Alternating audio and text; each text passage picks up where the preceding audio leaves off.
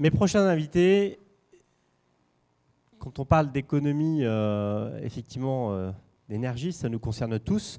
Donc je vais inviter à Monsieur Rigouin, de l'agglomération de Montpellier, donc en charge de la direction, directeur de l'énergie et des moyens techniques, de me rejoindre, et Monsieur Durand aussi, directeur adjoint des directions des bâtiments de la métropole de Bordeaux.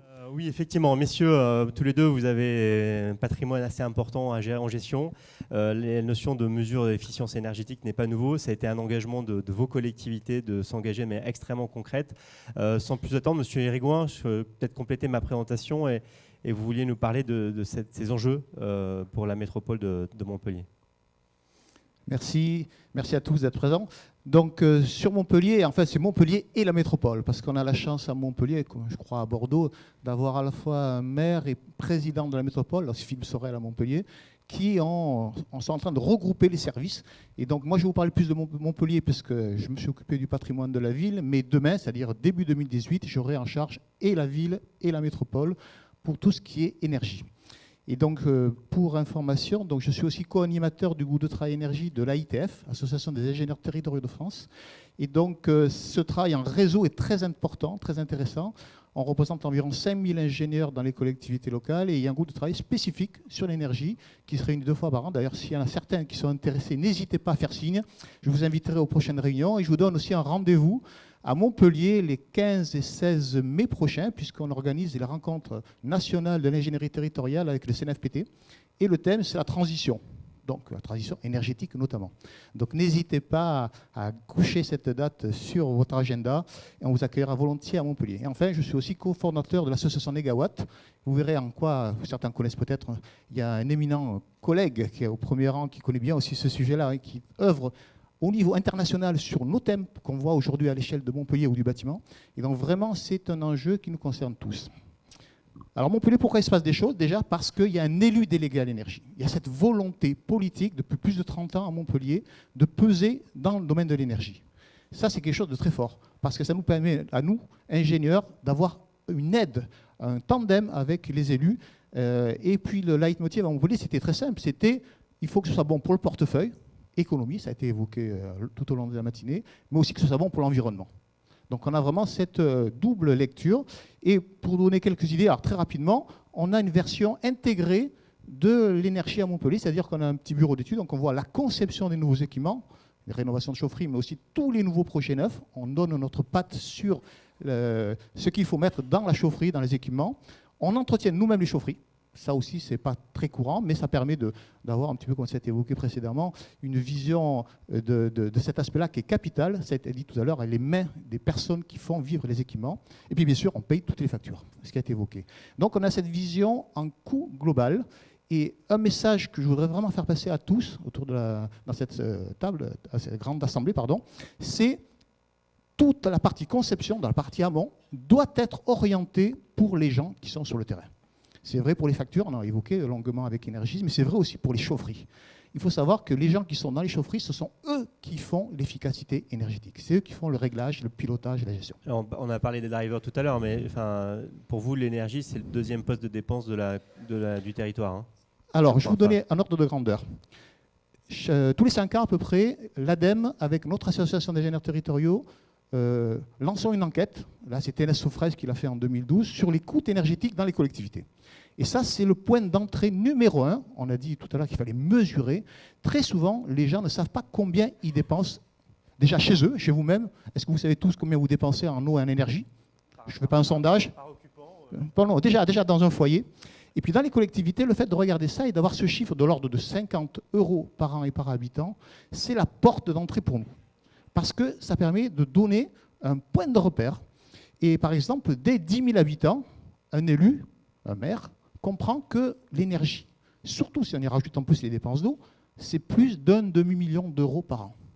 Et effectivement, dans cette enquête, on montre qu'effectivement, souvent, c'est le deuxième poste de fonctionnement dans les dépenses des collectivités.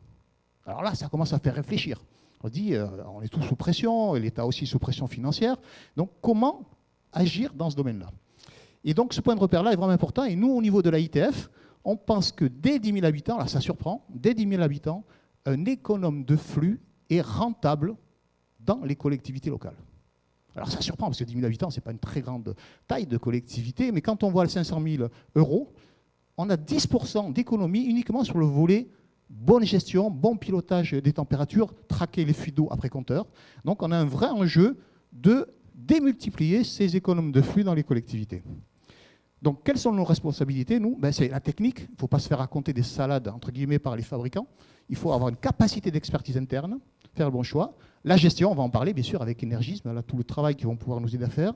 Et puis un volet qui est moins connu, c'est un volet pédagogique. Il faut pouvoir expliquer, faire simple, ça a été dit plusieurs fois, comment expliquer aux gens des nouveaux bâtiments, comment les utiliser pour les conducteurs chaufferie aussi, comment leur mettre des tableaux de bord qui puissent utiliser soit sur place, soit à distance pour pouvoir piloter les équipements.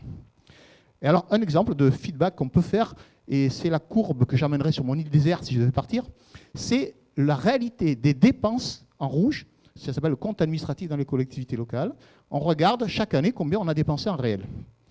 Et en vert, ce serait le coût de l'inaction, si on n'avait rien fait, si on avait laissé dériver selon l'inflation et le patrimoine. On n'a pris volontairement que 2 paramètres, parce que les élus le comprennent. L'inflation, ils connaissent. Le patrimoine construit ou vendu, ils connaissent aussi. Et donc, on a déduit, bien sûr, de cette ère, mon coût de salarial, le coût d'une dizaine d'équivalents temps plein, à peu près à Montpellier. On a déduit, bien sûr, les travaux d'économie d'énergie. Et on arrive en cumulé sur une trentaine d'années à 63 millions d'euros. C'est votre salaire en 2008 qui a augmenté ou... Alors, ce qui s'est passé, c'est que le creux dans la cour verte, c'est en fait une partie du patrimoine de la ville est partie à la métropole. Donc c'est pour ça que le patrimoine ayant baissé, on a baissé bien sûr en fonction. Mais encore une fois, s'il y en a qui veulent des informations plus précises là-dessus, n'hésitez pas à venir me voir. J'ai des documents que je peux vous laisser sur comment on monte ce tableur, comment on peut, je dirais, visualiser. Ça a été dit aussi plusieurs fois ce matin, comment rendre intelligible le retour, parce que ça ne se voit pas à l'énergie, si ce n'est par les euros et comment on peut montrer les résultats. Alors, et c'est encore plus dur de voir les économies en fait. Voilà. Et donc quand on voit la dernière sur 2015, enfin c'est 2016 en fait, on est allé jusqu'à 2016 bien sûr, on a grosso modo divisé par 2 l'intensité des dépenses par mètre carré, chauffé éclairé bien sûr en euros courants. Voilà, donc juste un petit retour pour vous montrer comment cet retour d'information, on en a parlé bien sûr avec Cédric Borel longtemps sur les écoles BPOS pour donner une idée de ce que ça peut nous aider pour montrer les choses. On fait un suivi très simple sur les écoles BPOS. On regarde ce qui rentre dans le bâtiment, ce qu'on achète. C'est en bleu foncé et bleu clair. Bleu foncé, c'est le chauffage et en bleu clair, c'est l'électricité qu'on achète. En jaune, c'est le photovoltaïque réinjecté sur le réseau parce qu'économiquement, c'est plus intéressant. Et au bout de 12 mois, en cumulé, c'est la courbe rouge, il faut qu'on soit supérieur à 0. C'est un exemple de retour facile à comprendre, et puis on peut expliquer aux gens qu'est-ce que c'est qu'une école BPOS, quoi. Alors que la réglementation montre que c'est un petit peu compliqué. Puis dernière slide, pour expliquer un petit peu l'enjeu que l'on a avec Énergie, notamment sur ce volet gestion, la sobriété et l'efficacité. C'est-à-dire comment, derrière, mettre en priorité, non pas la production, parce que souvent quand on parle d'énergie dans la presse, on voit la production nucléaire, charbon, de moins en moins, heureusement, gaz, renouvelable, mais la priorité absolue pour nous, c'est de dire on a ce gisement de mégawatts, c'est 12 millions d'euros à Montpellier, ville et métropole, de dépenses d'énergie. Comment taper dans ce gisement de négawatts ou de néga-euros, comme vous voulez, pour diminuer les dépenses, justifier bien sûr un certain nombre de créations de postes et bien sûr faire des retours à la collectivité. Vous avez vu, c'était quand même des sommes très importantes. Et donc l'automatisation du traitement des données va nous aider fortement sur les 2 premiers volets. Et bien sûr, une fois qu'on a fait ça, on peut commencer à faire des énergies renouvelables et puis aller vers le sens de la baisse de l'intensité énergétique globale par rapport aux ressources fossiles notamment.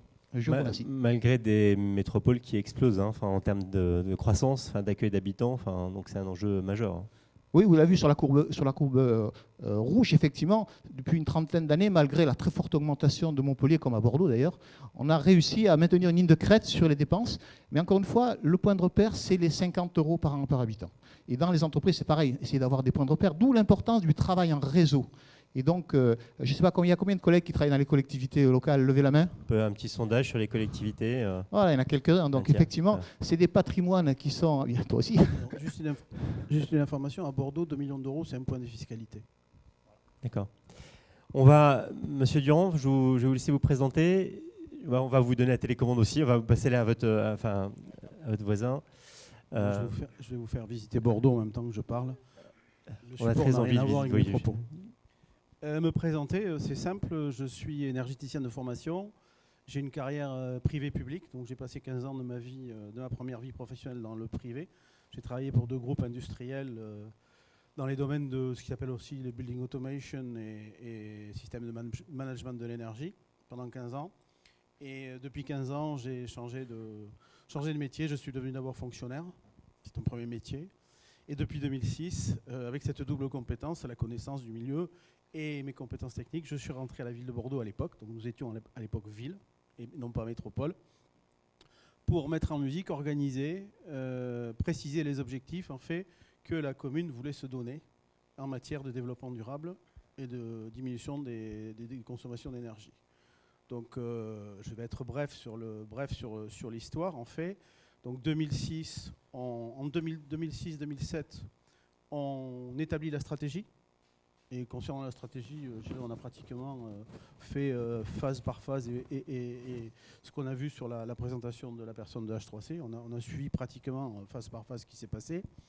Mise en place de l'organisation, donc création des postes, identification des budgets, calage des objectifs, pose du référentiel et on démarre.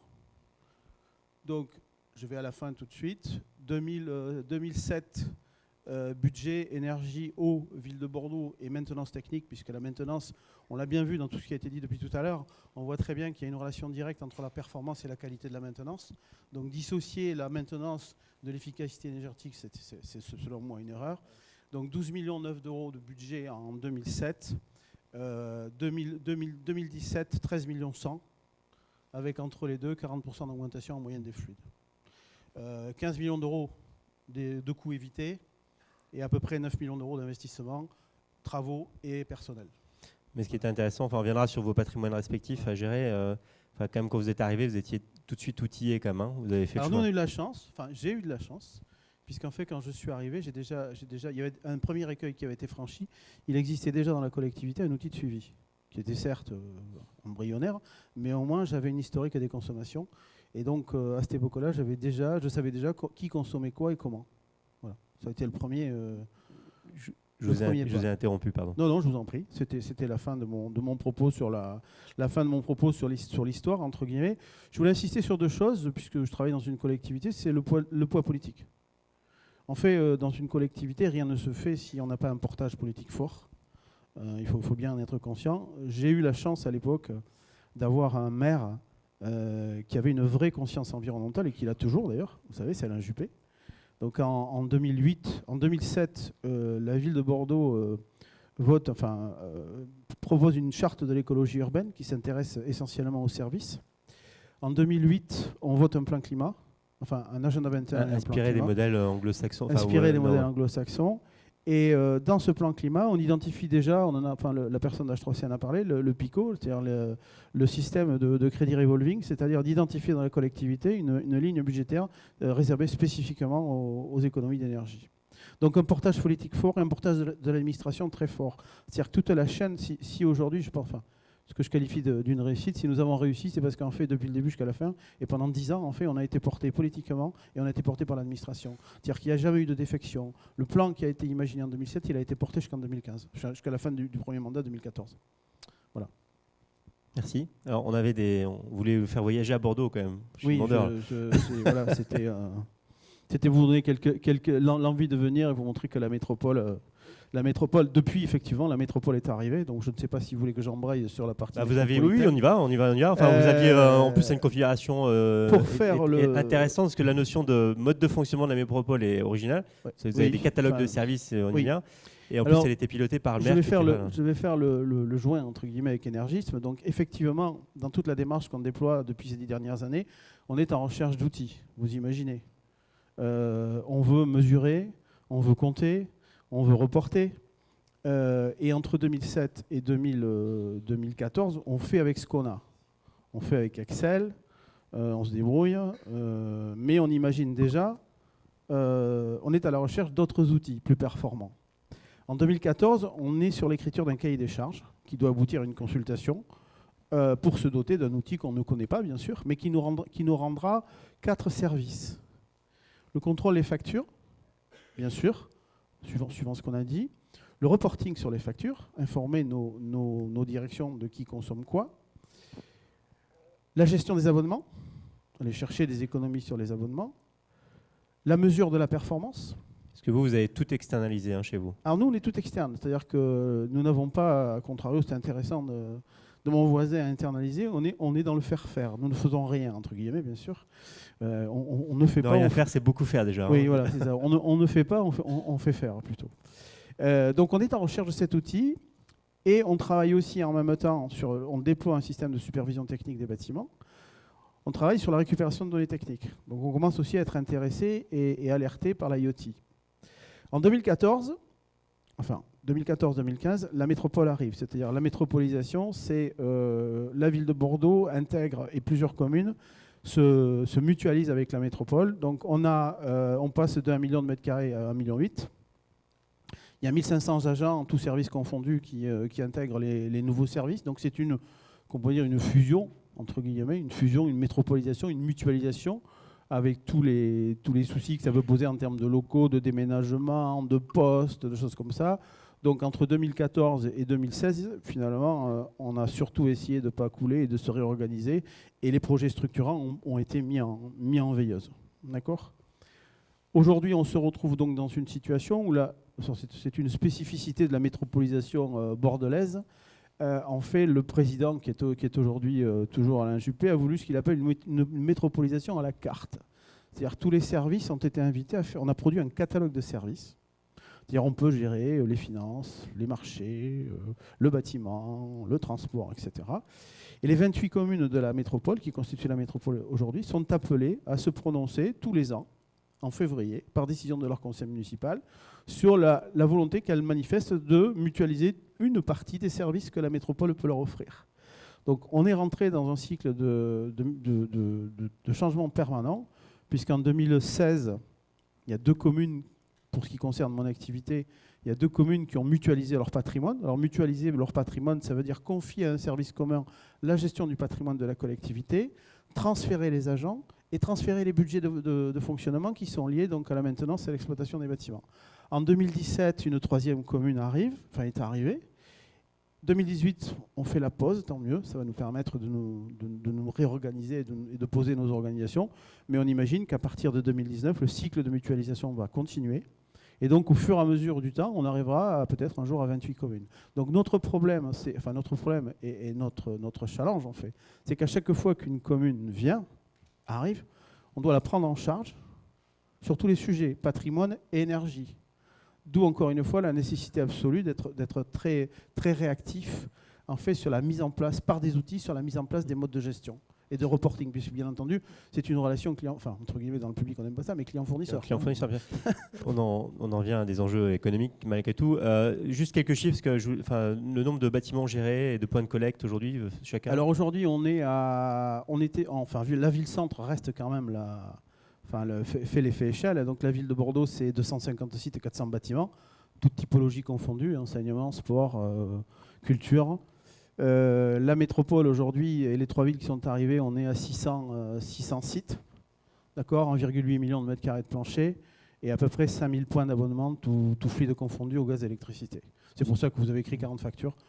40 000 factures, parce qu'en fait, quand on regarde 5000 points en fonction de la fréquence de facturation des différents fluides, au gaz, électricité, on arrive à un volume à peu près de 40 000. Monsieur Hérigoin, on est assez proche en termes de chiffres.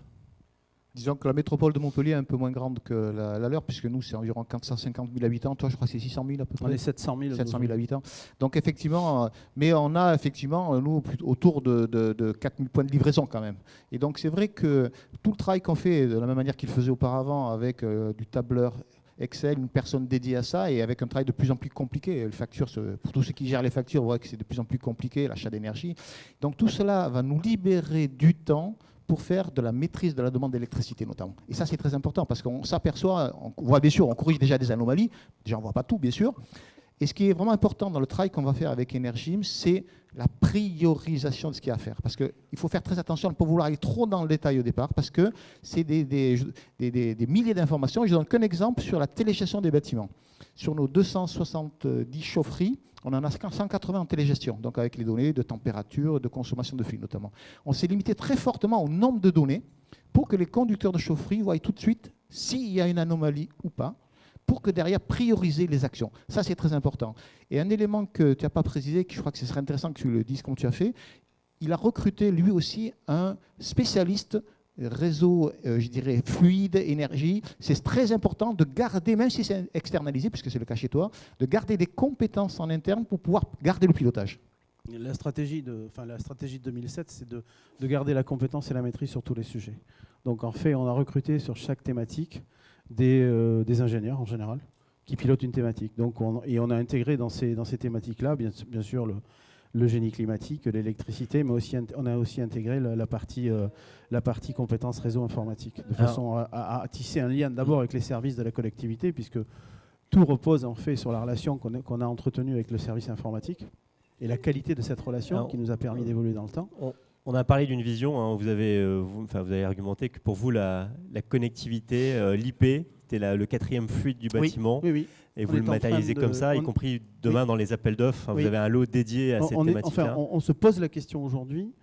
Cette proximité avec l'informatique, en fait, nous permet d'avoir cette vision. On a identifié que pour nous, l'IP, c'est le 4e fluide du bâtiment. On doit le considérer comme ça aujourd'hui. Et donc, on est en train d'imaginer comment pourra-t-on demain avoir sur ce sujet-là, je dirais, une réponse positive en termes qualitatifs de la profession. Puisqu'aujourd'hui, pour ceux qui sont, je ne sais pas quel est le profil des participants, mais ceux qui essayent de faire les liaisons entre les technologies dont on parle et la façon dont on réalise directement les opérations aussi, la configuration de la loi MOP, l'ingénierie française, les entreprises françaises, on voit qu'il y a un décalage aujourd'hui, c'est-à-dire que ces technologies-là, en fait, ne trouvent pas naturellement leur place dans nos projets de construction. Il faut donc, en termes de compétences, d'entreprise. Donc il faut qu'on trouve une organisation de l'acte de construire qui permette de traiter qualitativement et quantitativement ces technologies-là. Donc on imagine demain, on travaille avec notre service informatique, créer un lot supplémentaire dans le bâtiment.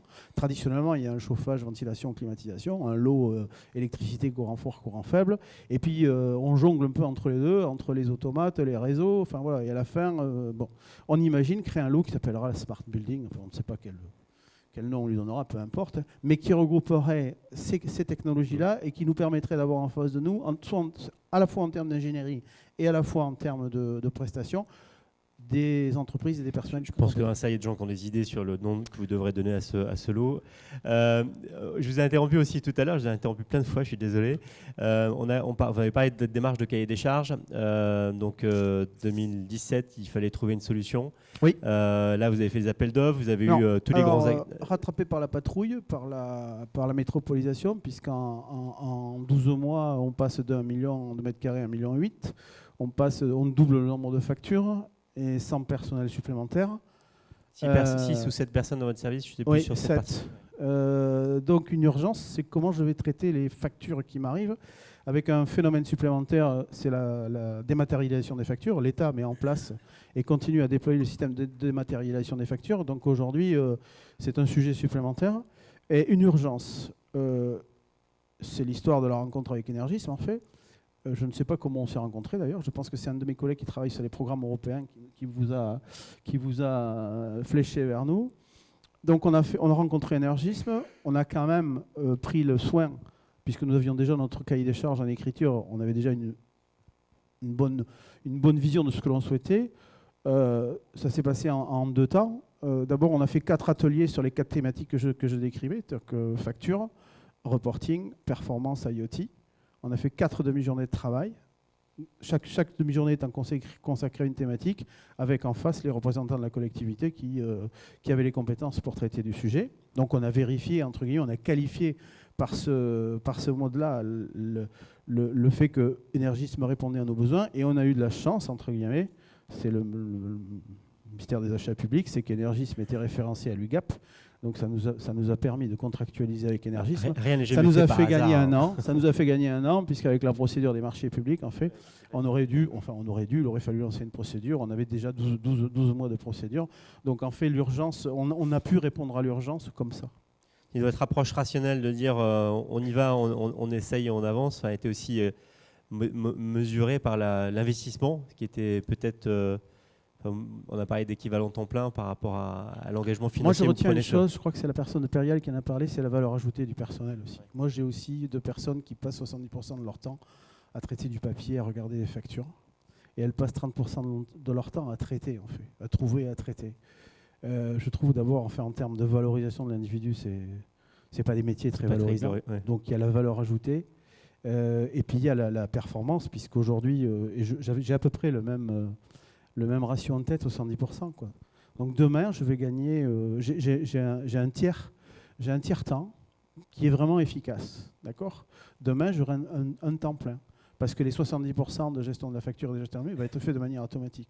Donc c'est une manière aussi de répondre aux difficultés qu'ont les collectivités aujourd'hui à créer aussi des postes. Là, vous avez démarré à collaborer il y a moins de 6 mois, je crois. Enfin, oui. C'est assez récent. Donc vous avez commencé à collecter toutes les factures. Alors nous, on avait les factures. Donc on avait la chance parce qu'on avait déjà une base de données. Donc ils ont pu déjà réimporter notre historique, quoi. On travaille actuellement sur l'arborescence du patrimoine. Et on a un objectif qui est celui de début d'année, quoi, pour commencer au moins le contrôle des factures, quoi. Côté Montpellier, vous aviez un autre témoignage à nous apporter? Non, c'est juste un complément concernant l'organisation interne des collectivités. C'est vrai que ce qu'on évoque dans nos 2 collectivités n'est pas partout la même chose.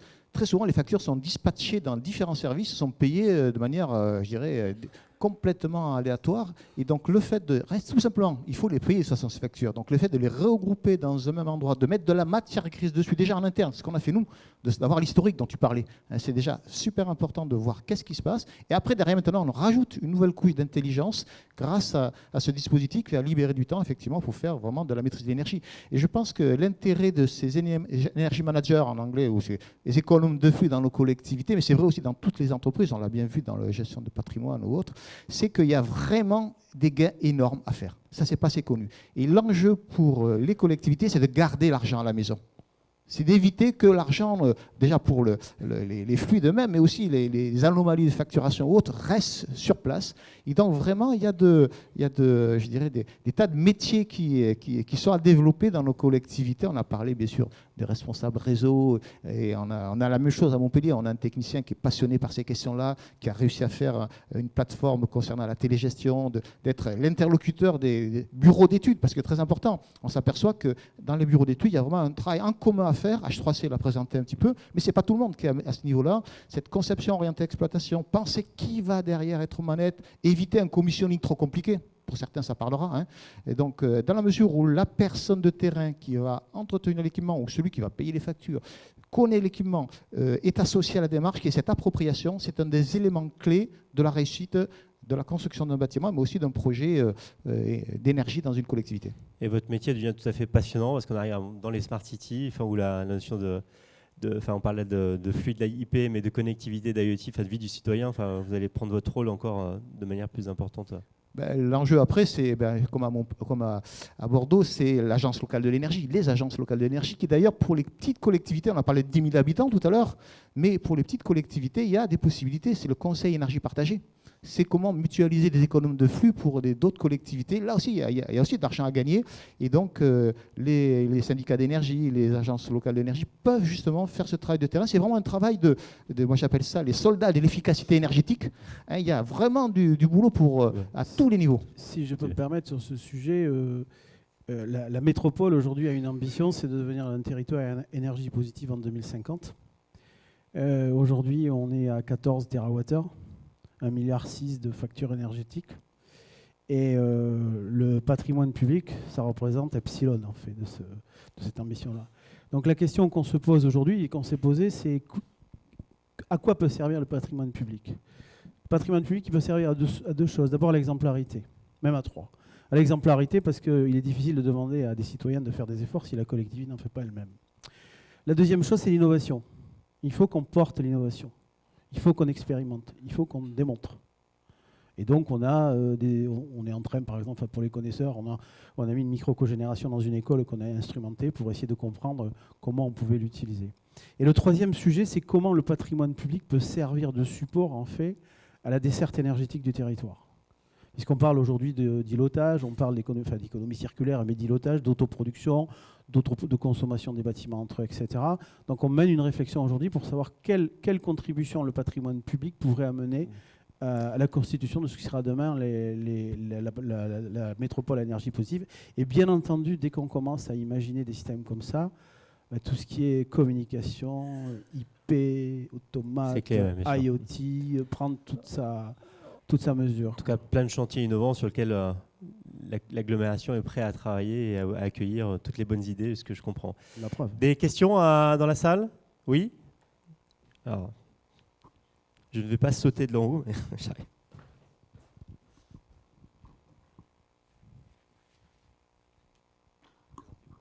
Oui, bonjour. Jacques Millery, JES. Je voulais savoir si, au-delà des travaux qui ont été faits sur les bâtiments, vous aviez aussi pu mener des travaux sur l'éclairage public qui représente comme une partie significative de la consommation énergétique des villes.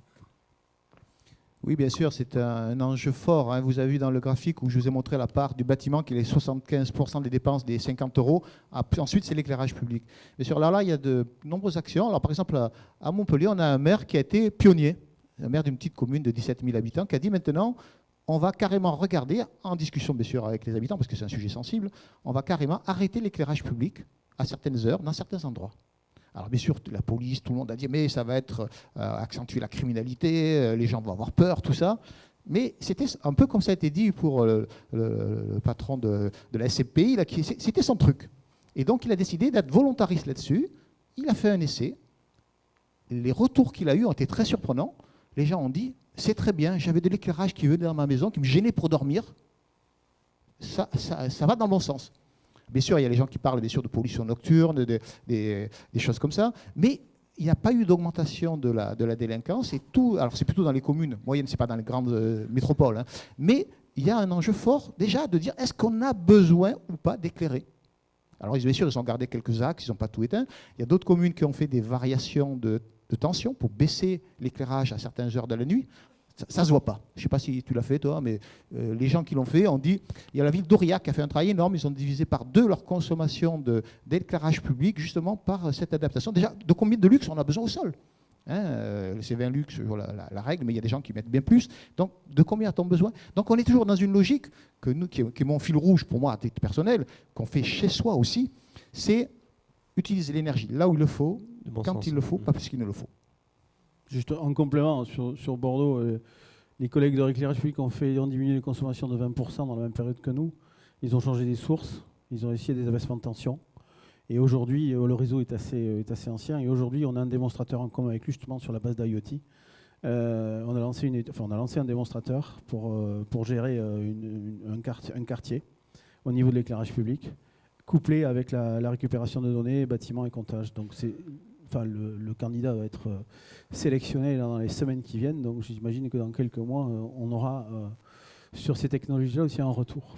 Merci. Mais on est resté sur des choses traditionnelles jusqu'à maintenant. Et un enjeu très fort à la métropole, puisque vous avez compris que ville et métropole utilisent l'énergisme. Et d'ailleurs, comme on n'est pas encore mutualisé, il a fallu qu'on soit bien d'accord sur une même lecture des données à récupérer transmettre et récupérer auprès d'énergisme. Et des modalités de licence. Le point qui a permis de débloquer la chose à la métropole, c'est la récupération de données de l'éclairage public. Parce que c'est énormément de points de livraison, très dispersés, bien sûr. Merci, on peut encore applaudir nos témoins. Alors restez avec nous. Restez.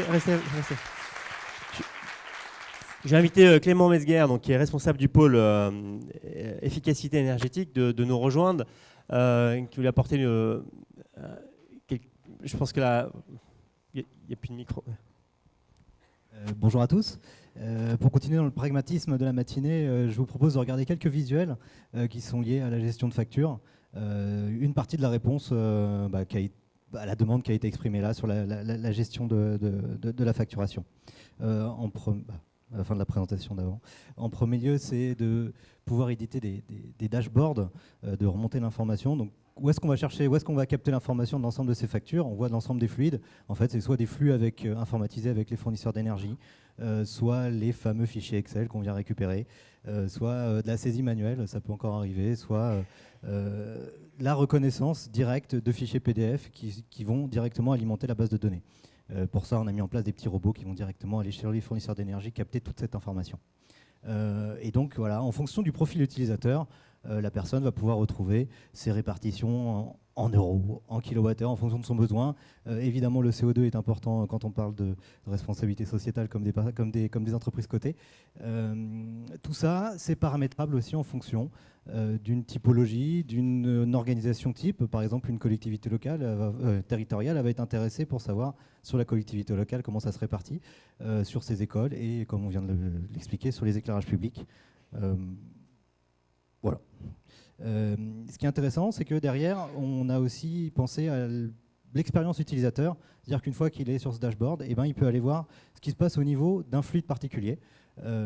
Ça devient intéressant, par exemple, le bandeau du haut, quand vous êtes en politique de réachat, le contrat arrive à fin d'échéance, c'est quand même intéressant de savoir sur combien de points de livraison et quel volume vous achetez pour pouvoir passer un appel d'offres et regarder les offres. Derrière aussi, c'est de retrouver l'ensemble des points de livraison qui sont liés à ce contrat d'énergie ou qui sont liés à cette fourniture d'énergie. Déjà, l'information assez intéressante, c'est le prix du kilowattheure. Permet déjà de benchmarker un petit peu et de se poser des questions. Voilà, si le prix du kilowattheure est complètement dérivant, c'est possible que sur le point de livraison, on y arrive, il se passe des dérives. Donc on a créé aussi des visuels spécifiques, des restitutions spécifiques sur les points de livraison. On récupère l'ensemble des informations qui viennent des fournisseurs d'énergie. On voit des choses en rouge, ça veut dire que l'outil intègre aussi des modélisations. On récupère les kilowattheures et on sait normalement combien on aurait dû payer sur les taxes, l'acheminement, la molécule. Et donc ça vient taguer en rouge s'il y a quelque chose qui semble un petit peu étonnant sur la facturation ou sur la consommation. Il y a aussi l'outil pousse des possibilités d'amélioration de l'abonnement. On peut intégrer un budget et c'est comparer combien j'en suis de mon achat d'énergie par rapport au budget estimé. Et enfin aussi, ce qu'on veut, c'est que l'ensemble des utilisateurs puissent communiquer à travers l'outil et donc sur le point de livraison, pouvoir faire des échanges au jour le jour. Voilà, j'ai essayé de faire court, je sais qu'on a un peu... oui, on a notre quart d'heure de retard, mais on est dans le timing de notre retard, donc tout va bien. Merci. Alors, je ne sais pas si vous avez encore d'autres questions. Oui, madame, on vous amène un micro. N'hésitez pas à vous présenter. Bonjour, je suis une collectivité, mairie de Paris. Et donc on a des problématiques en commun. Quand on parle de performance du bâtiment, au-delà du kilowattheure, il y a une donnée clé qui est très importante, c'est la connaissance du mètre carré de chacun des sites. Et les kilowattheures, on arrive à les remonter automatiquement, mais les mètres carrés, ça n'existe pas encore. Donc je voulais savoir comment est-ce que vous avez pris à bras-le-corps cette question-là. Est-ce que vous connaissiez déjà vos mètres carrés? Comment vous avez navigué entre les mètres carrés utiles, chauffés, pas chauffés, etc. Ou est-ce que vous êtes doté d'une force de frappe pour acquérir ce genre de données? Et sinon, si vous ne les avez pas, comment est-ce que vous gérez la question de l'imprécision qu'on trimballe avec des mètres carrés très peu précis? L'ordre de grandeur. Comment on a fait pour ce qui concerne Bordeaux? Donc quand je suis arrivé, il y avait déjà ce référentiel, il y avait des surfaces qui étaient portées. On s'est vite aperçu que ces surfaces, elles étaient de différentes natures. Il y avait du chaud, il y avait la surface chauffée. Ça veut dire que quand on parlait de signature énergétique, quand on fait le ratio au mètre carré, c'était quand même un peu hasardeux. Comme il fallait qu'on démarre, on n'a pas traité ça. On a dit on démarre les actions, etc. On verra comment on s'en sort plus tard. On a quand même monté une mission connaissance du patrimoine. C'est-à-dire qu'on a un architecte et 2 techniciens qui fonctionnent à plein temps pour essayer au fur et à mesure de recaler ce référentiel. Donc on sait aujourd'hui, alors c'est une mission de, si vous imaginez, pas dire c'est une vocation qu'il faut. Aller récupérer les plans. Quand on n'a pas les plans, aller dans les bâtiments, faire les mesures. Donc aujourd'hui, on fiabilise au fur et à mesure cette base de données avec un taux de précision qui est pour moi de l'ordre de 10% au moins, quoi. Voilà, 10%. 10%. On se permet cette erreur parce que de toute façon... alors, ce qui est intéressant... Alors, je voulais rebondir sur 2 choses. Ce qui est intéressant avec des outils comme celui-là, c'est que finalement, quand on va voir un bâtiment sortir du spectre, on va se poser la question pourquoi il sort du spectre, puisqu'on va comparer les écoles entre elles, la typologie des bâtiments. Les bâtiments sont classés par typologie. Et pouvoir gérer les écarts. Donc on va pouvoir voir des écarts dans les familles de bâtiments. Et la première chose qu'on va faire, c'est poser la question pourquoi il y a un écart. Est-ce que l'écart est dû à un mauvais usage? Est-ce que l'écart est dû à une mauvaise exploitation? Mais est-ce que l'écart est surtout pas dû à une erreur de surface au départ? Donc en fait, l'outil va nous permettre au fur et à mesure aussi de recaler le référentiel surface, parce que Je pense pas que... On parlait de la difficulté de récupérer les factures, mais je pense que la partie surface, elle est au moins aussi importante. Et là-dessus, aujourd'hui, je pense que pas beaucoup de collectivités ont cette fiabilité sur cette donnée-là. Oui, je confirme complètement. Nous, pour les surfaces, à la limite, c'est du second ordre dans un premier temps. Ça va vous surprendre. Parce qu'on a un patrimoine tellement disparate et tellement ancien sur lequel on a du mal à avoir les informations. L'objectif, c'est d'avoir les ordres de grandeur. Effectivement, 10%, moi, ça me suffit largement dans un premier temps. Parce que l'objectif, c'est quoi? Comme on dit dans le Sud, c'est éviter les grosses erreurs, les grosses cagades, excusez-moi le terme, les grosses anomalies. Parce qu'on est obligé de prioriser très fortement. On a tellement de sites à gérer, tellement de factures, qu'il faut se focaliser et prioriser les actions. Et si on veut aller trop dans le détail, on risque de perdre des forces importantes à vouloir aller dans le PUM et autres. Donc l'objectif, c'est vraiment de sortir, et c'est pour ça que les erreurs que vous allez nous sortir en disant, avec justement au début, moi j'appelle ça les pépites d'or. Récupérer d'abord les grosses pépites d'or. Puis petit à petit, on va diminuer la taille du tamis pour récupérer déjà les moins grosses, et puis après ce sera la poussière d'or. Mais il y a toujours du travail à faire, et ça c'était important aussi à dire par H3C, c'est que ce travail-là n'est jamais fini. Et ça c'est difficile à faire comprendre aux élus des fois, ou au directeur général. Il dit, regardez, vous avez obtenu des résultats, c'est bien, promotion, vous allez ailleurs, et puis on ne remplace pas. Ça, c'est catastrophique, parce que dès qu'on lève la pression sur ces montagnes de données, de factures, de réglages au quotidien dans les chaufferies, on s'aperçoit qu'on dérive.